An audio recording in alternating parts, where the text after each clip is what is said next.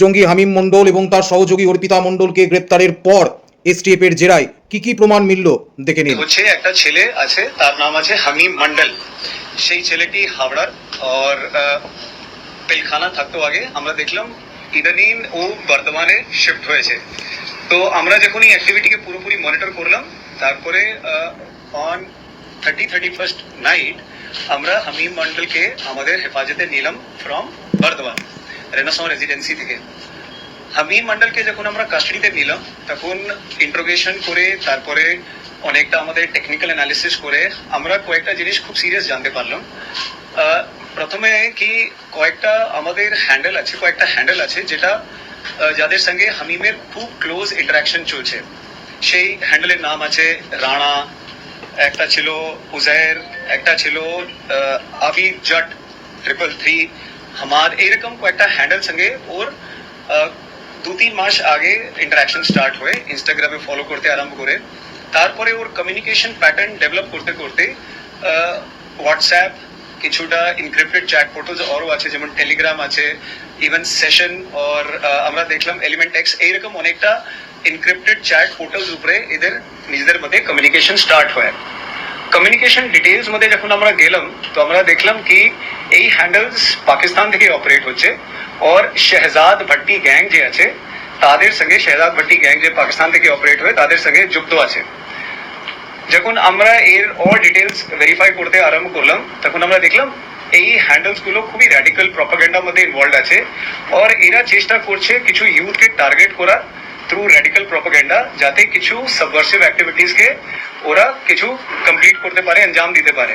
তো সেই পরিপ্রেক্ষিতে হামিম মণ্ডল ওদের সঙ্গে অ্যাসোসিয়েট হয়, और হামিম মণ্ডলের মাধ্যমে ওরা কয়েকটা যা আমরা এখনো পর্যন্ত যে আমাদের তদন্ত মধ্যে জানতে পেরেছি, কয়েকটা সিরিয়াস রেভেলেশন আমাদের সামনে এসছে। আমাদের যে অনারেবল চিফ মিনিস্টার আছেন রাজ্যের, ওনাকেও টার্গেট করার এর মধ্যে প্ল্যানিং ছিল। আমরা দেখলাম কি কমিউনিকেশন প্যাটার্ন মধ্যে আমরা জানতে পারলাম কি হামিম মণ্ডলকে টাস্ক দেওয়া হয়েছিল কি ওনার কিছু মুভমেন্টস স্টাডি করতে এবং কিছু যদি আনগার্ডেড টার্গেটেড যেখানে হতে পারে সেই মুভমেন্টস গুলো রিভিল করতে, और এর উপরে আমরা একটা কমিউনিকেশন প্যাটার্ন দেখলাম।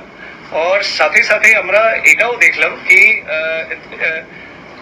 দিল্লিতে যে আমাদের যে যন্তর মন্তরে যে রিসেন্টলি স্টুডেন্ট প্রোটেস্ট হলো, সেখানে দে ওয়ার আস্কিং হিম কি ও পুলিশ ইউনিফর্ম কোনো মতো অ্যারেঞ্জ করে ওখানে গিয়ে একটা কোনো নাশকতার একটা প্ল্যানিং ছিল, কোনো একটা ডিস্টারবেন্স ক্রিয়েট করার প্ল্যানিং ছিল। তার ছাড়াও আমরা দেখলাম কি কয়েকটা আরও এদের প্ল্যানিং মধ্যে ছিল, যের মধ্যে কিছু পুলিশ পার্সোনালস, কিছু পলিটিক্যাল পার্সনস, और এইরকম কিছু টার্গেটস গুলো ঠিক করা হচ্ছে। और এর মধ্যে পুরো র্যাডিক্যাল প্রপাগান্ডা ইনভলভ ছিল, এদের মধ্যে ব্রেন ওয়াশিং ইনভলভ ছিল। হামিম মণ্ডল একটা যে আমি অরিজিনালি যে বললাম যেখান থেকে আমরা স্টার্ট করেছিলাম, এই পুরো লিডস পেয়েছিলাম, সেখানে কি আমরা পেয়েছিলাম কি Hamim Mondal was actually they were trying to influence Hamim Mondal, and Hamim Mondal was also actively involved in establishing the target of one honorable minister in Havra, और तार मध्य he was trying to honey trap the son of the honorable minister by using the involvement of Arpita Sarkar. She was actively involved in this, और संगे communication और संगे जे foreign handles এর যে activity আছে সেটাও ক্লিয়ারলি ওর মধ্যে আমরা পেয়ে গেছি। এটা আমরা এখনো পর্যন্ত পেয়েছি আমাদের ইনভেস্টিগেশনে। আমরা যেটা পেয়েছি কি হামিম অর্পিতার সাথে লাস্ট অলমোস্ট 4 বছর ধরে ওর সঙ্গে ইন্টারাকশন আছে, और মানে এটা ইনস্টাগ্রাম বেসড ইন্টারাকশন ছিল। তারপরে এরা দেখাও করতো, মানে একরকম অফেয়ারই বলা যায়। और তার মধ্যেই আমরা দেখলাম কি লাস্ট কয়েক মাস ধরে হি ওয়াজ অলসো ইনফ্লুয়েন্স, মানে অর্পিতাকে ইনফ্লুয়েন্স করে কিছুটা এই গ্যাংয়ের অ্যাক্টিভিটিস মধ্যেও ইনভলভ করার চেষ্টা চলছিল, যের মধ্যে একটা আমি আগে আপনাকে বললাম।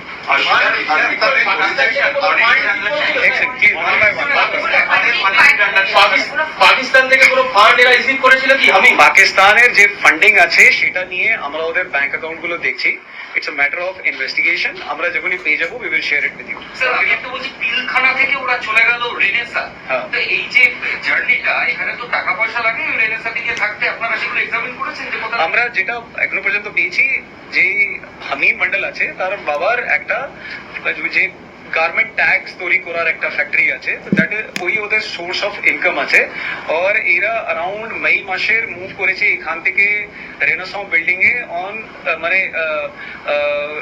কি একটা সিকিউর লোকেশনের জন্য, মানে যাতে ওর কোনো এডিকশন না হয়, এরকম কিছু না হয়, এটা এখনো পর্যন্ত যেটা আমরা জানতে পেরেছি।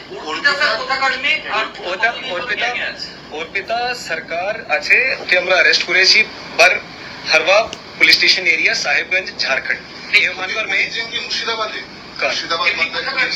নেই, আমরা যেটা পেয়েছি অর্পিতা সরকার ওখানকারই আছে।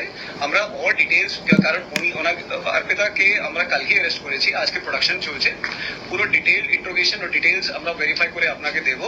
যেটা আমি বললাম কি অর্পিতা সরকার মেনলি ওখানকার ছিল, মাঝে মাঝে এখানে অন্ত্যোদয়ের। এবার আসা যাক এসটিএফ এর জেলা থেকে প্রধানত কি কি তথ্য তাহলে উঠে এলো। এক, মাননীয় মুখ্যমন্ত্রী শুভেন্দু অধিকারীর কনভয় রুটের গতিবিধির উপর নজর রাখা এবং কম নিরাপত্তাজনিত যে প্রোগ্রামগুলি উনি অ্যাটেন্ড করতেন সেগুলোর গতিবিধির উপরও নজর রাখতে বলা হয়েছিল এই হামিম মণ্ডল। নাম্বার 2, পুলিশের ইউনিফর্ম পরে সিজিপির প্রোটেস্টে প্রবেশ করে সেখানে এক অশান্তি সৃষ্টি করা। এবং নাম্বার 3, সব থেকে চাঞ্চল্যকর তথ্য উঠে এসেছে রাজ্যের হাওড়ার এক মন্ত্রীর ছেলেকে হানি ট্র্যাপ করে ফাঁসানোর চেষ্টা এবং তারপর তাকে অপহরণের মতো চেষ্টাও নাকি করা হচ্ছিল। একজন শিক্ষক এবং নিউজ অ্যানালিস্ট হিসাবে আমার যেটা মনে হয়, সোশ্যাল মিডিয়া এবং বেশ কিছু চ্যাট হ্যান্ডেলের মাধ্যমে পাকিস্তানের জঙ্গি এদেশের যুবকের ব্রেন ওয়াশ করার চেষ্টা করছে। তারা মূলত সরাসরি সামনে না এসে যে কোনো গণ আন্দোলন, যেমন সিজেপির প্রোটেস্ট অথবা নিট আন্দোলনের মতো গুরুত্বপূর্ণ ইস্যুকে এরা বেছে নেয়। সাধারণ ছাত্রছাত্রী যখন নিজের হকের জন্য রাস্তায় নেমেছে, তখন এই সমস্ত দেশবিরোধী উপাদান সেই আন্দোলনের সঙ্গে মিশে আন্দোলনের গতিকে অন্য পথ দেয়। তাই সোশ্যাল মিডিয়া ব্যবহার করে যে কোনো গুজবে কান দেওয়ার আগে আমাদের 100 বার সতর্ক থাকতে হবে। ভিডিওটি ইনফরমেটিভ মনে হলে শেয়ার করুন, আপনার গুরুত্বপূর্ণ মতামত কমেন্ট সেকশনে অবশ্যই জানান। ভালো থাকবেন, সুস্থ থাকবেন, ধন্যবাদ, নমস্কার।